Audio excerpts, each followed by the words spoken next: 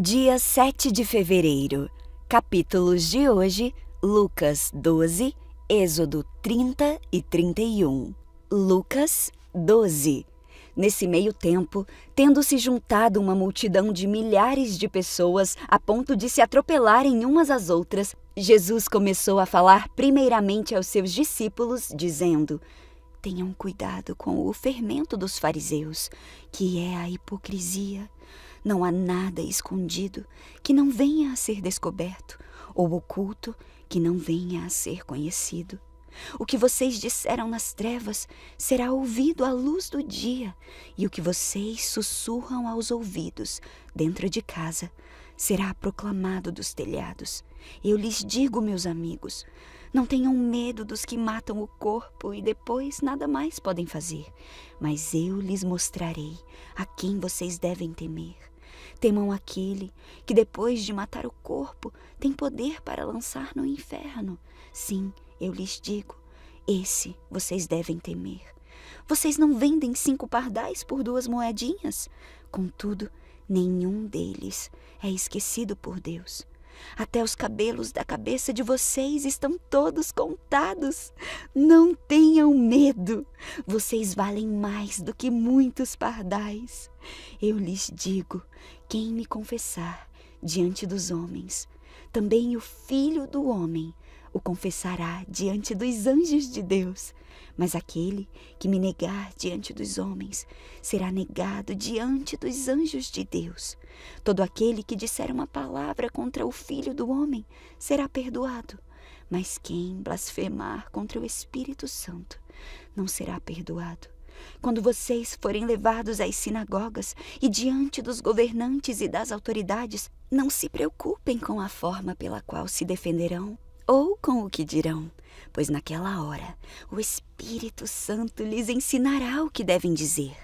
Alguém da multidão lhe disse: Mestre, dize-me a meu irmão que divida a herança comigo.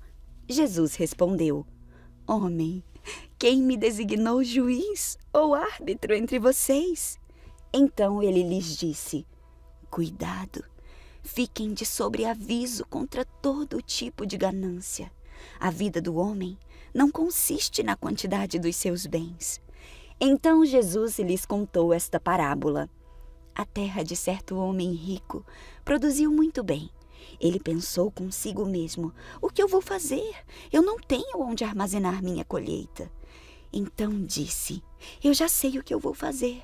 Eu vou derrubar os meus celeiros e construir outros maiores. E ali guardarei toda a minha safra e todos os meus bens. E direi a mim mesmo: você tem grande quantidade de bens armazenados para muitos anos. Descanse, coma, beba e alegre-se. Contudo, Deus lhe disse: insensato, esta mesma noite a sua vida lhe será exigida. Então, quem ficará com o que você preparou? Assim acontece com quem guarda para si as riquezas, mas não é rico para com Deus. Dirigindo-se aos seus discípulos, Jesus acrescentou: Portanto, eu lhes digo, não se preocupem com as suas próprias vidas, quanto ao que comer, nem com os seus próprios corpos, quanto ao que vestir.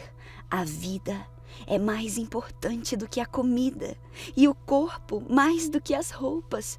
Observem os corvos, não semeiam nem colhem, não têm armazéns nem celeiros. Contudo, Deus os alimenta, e vocês têm muito mais valor do que as aves. Quem de vocês, por mais que se preocupe, pode acrescentar 1 hora que seja à sua vida? Visto que vocês não podem sequer fazer uma coisa tão pequena, por que se preocupar com o restante?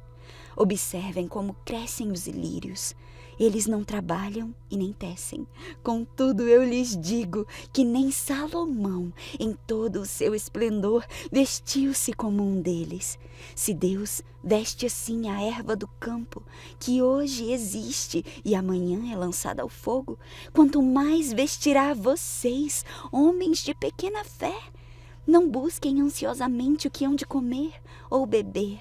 Não se preocupem com isso, pois o mundo pagão é que corre atrás dessas coisas. Mas o Pai sabe que vocês precisam delas. Busquem, pois, o reino de Deus, e essas coisas lhes serão acrescentadas. Não tenham medo, pequeno rebanho, pois foi do agrado do Pai. Dai-lhes o reino. Vendam o que têm e deem esmolas. Façam para vocês bolsas que não se gastem com o tempo, um tesouro nos céus que não se acabe, onde ladrão algum chega perto e nenhuma traça destrói. Pois onde estiver o seu tesouro, ali também estará o seu coração. Estejam prontos para servir e conservem acesas as suas candeias, como aqueles que esperam o seu Senhor voltar de um banquete de casamento, para que, quando ele chegar e bater, possam abrir-lhe a porta imediatamente. Felizes os servos cujo Senhor os encontrar vigiando quando voltar. Eu lhes afirmo que ele se vestirá para servir, fará que se reclinem à mesa e virá servi-los. Mesmo que ele chegue de noite ou de madrugada, felizes os servos que o Senhor encontrar preparados. Entendam, porém, isto: se o dono da casa soubesse a que hora viria o ladrão, não permitiria que a sua casa fosse arrombada. Estejam vocês também preparados, porque o Filho do Homem virá numa hora em que não o esperam. Pedro então perguntou: Senhor, estás contando essa parábola para nós ou para todos? O Senhor respondeu: Quem é, pois, o administrador fiel e sensato, a quem o seu senhor encarrega dos seus servos para lhe dar sua porção de alimento no tempo devido? Feliz o servo a quem o seu senhor encontrar fazendo assim quando voltar. Eu garanto-lhes que ele o encarregará de todos os seus bens. Mas suponham que esse servo diga a si mesmo: meu senhor se demora a voltar, e então comece a bater nos servos e servas, a comer, a beber e a embriagar-se. O senhor daquele servo virá num dia em que ele não o espera e numa hora que não sabe, e o punirá severamente e lhe dará um lugar com os infiéis. Aquele servo que conhece a vontade do seu senhor e não prepara o que ele deseja, nem o realiza, receberá muitos açoites. Mas aquele que não a conhece e pratica coisas merecedoras de castigo, receberá poucos açoites. A quem muito foi dado, muito será exigido. E a quem muito foi confiado, muito mais será pedido. Eu vim trazer fogo à terra, e como gostaria que já estivesse aceso. Mas eu tenho que passar por um batismo, e como estou angustiado até que ele se realize. Vocês pensam que eu vim trazer paz à terra? Não, eu lhes digo, pelo contrário, vim trazer divisão. De agora em diante, haverá 5 numa família divididos uns contra os outros, 3 contra 2 e 2 contra 3.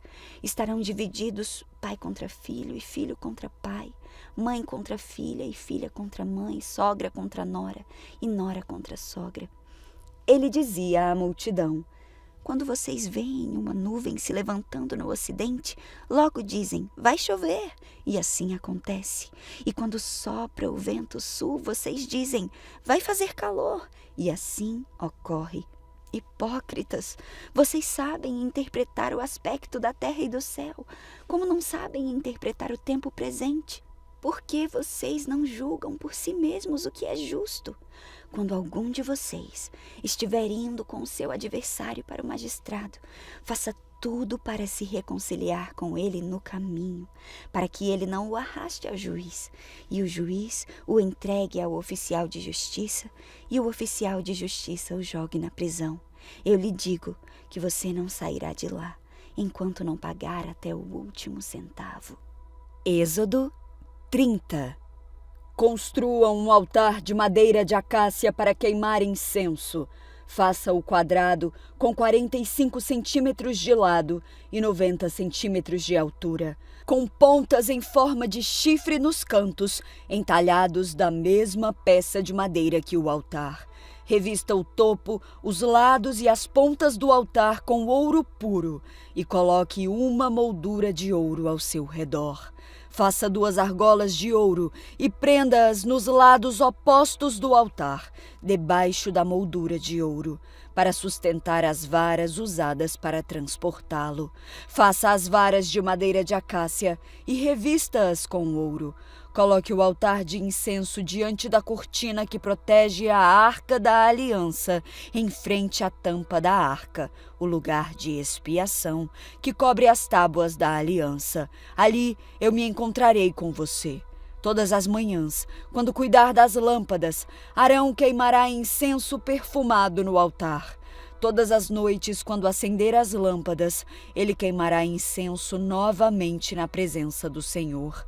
Esse ato deverá ser repetido de geração em geração.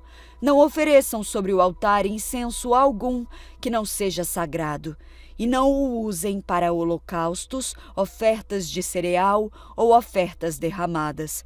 Uma vez por ano, Arão fará expiação pelo altar, aplicando em suas pontas o sangue da oferta realizada para a expiação pelo pecado do povo.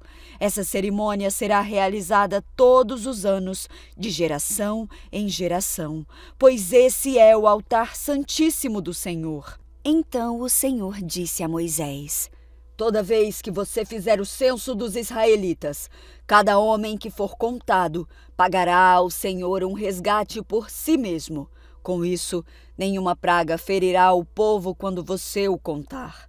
Cada praga contada entregará uma pequena quantidade de prata como oferta sagrada ao Senhor. O pagamento corresponderá a meio ciclo, com base no ciclo padrão do santuário, equivalente a 12 gramas. Todos os homens de 20 anos para cima entregarão ao Senhor essa oferta sagrada. Quando entregarem ao Senhor a oferta para fazer expiação pela vida deles, os ricos não darão mais que a quantia especificada, e os pobres não darão menos. Receba o dinheiro de resgate dos israelitas e use-o para cuidar da tenda do encontro. Será uma lembrança diante do Senhor em favor dos israelitas e fará expiação pela vida deles. O Senhor também disse a Moisés: faça uma bacia de bronze com um suporte de bronze para a lavagem cerimonial.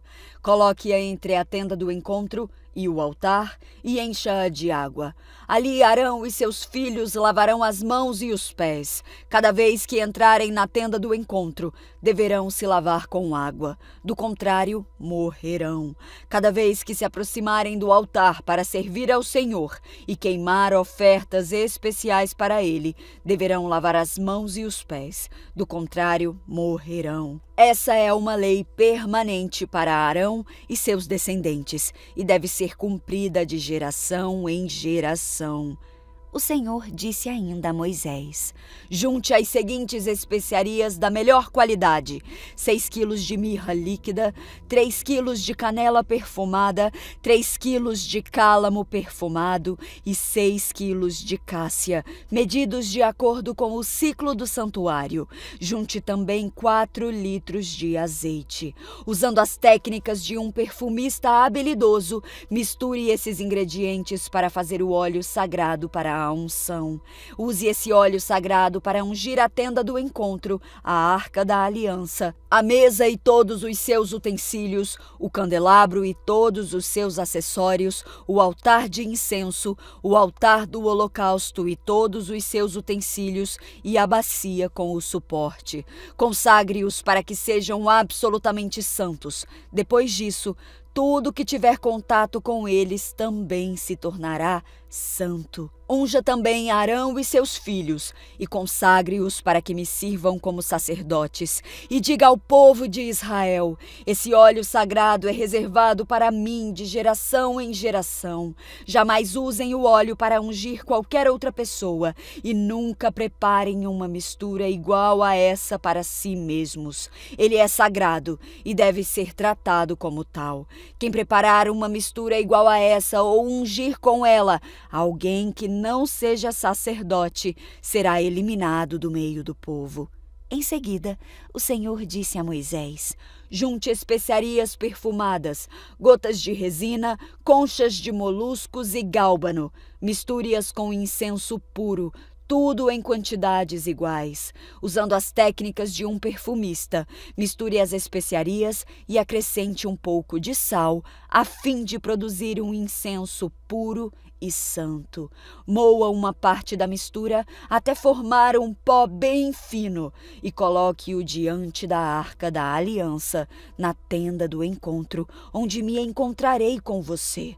Considerem o incenso algo santíssimo. Jamais usem essa fórmula para preparar incenso para si mesmos. Ele é reservado para o Senhor e deve ser considerado santo. Quem fizer incenso igual a esse para uso pessoal será eliminado do meio do povo. Êxodo 31. O Senhor disse a Moisés: veja, escolhi especificamente Bezalel, filho de Uri e neto de Ur, da tribo de Judá.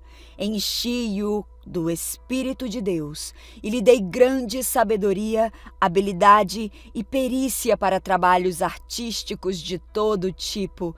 Ele é exímio artesão, perito no trabalho com ouro, prata e bronze. Tem aptidão para gravar e encravar pedras preciosas e entalhar madeira. É mestre em todo o trabalho artístico.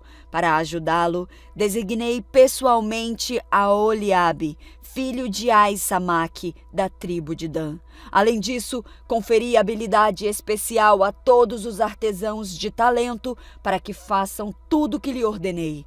A tenda do encontro, a arca da aliança, a tampa da arca, que é o lugar de expiação, todos os objetos do tabernáculo, a mesa e seus utensílios, o candelabro de ouro puro e todos os seus acessórios, o altar de incenso, o altar do holocausto e todos os seus utensílios, a bacia de bronze e o seu suporte, o vestuário finamente confeccionado, as roupas sagradas para o sacerdote Arão e as roupas para seus filhos usarem em seu serviço como sacerdotes, o óleo da unção, o incenso perfumado para o lugar santo. Os artesãos deverão fazer tudo conforme eu lhe ordenei. Em seguida, o Senhor disse a Moisés: diga ao povo: guardem o meu sábado, pois ele é um sinal entre mim e vocês, de geração em geração, para que saibam que eu sou o Senhor que os santifica. Guardem o sábado, pois é dia santo para vocês. Quem o profanar será executado. Quem trabalhar nesse dia será eliminado do meio do povo. Vocês têm 6 dias da semana para fazer os trabalhos habituais, mas o 7º dia será um sábado de descanso total, um dia consagrado ao Senhor. Quem trabalhar no sábado será executado. Os israelitas guardarão o sábado, celebrando-o de geração em geração como uma aliança para sempre. É um sinal permanente entre mim e o povo de Israel. Pois em 6 dias o Senhor fez os céus e a terra, mas no 7º dia descansou e se revigorou. Quando o Senhor terminou de falar com Moisés, no Monte Sinai, entregou-lhe as 2 tábuas de pedra gravadas com os termos da aliança, escritas pelo dedo de Deus.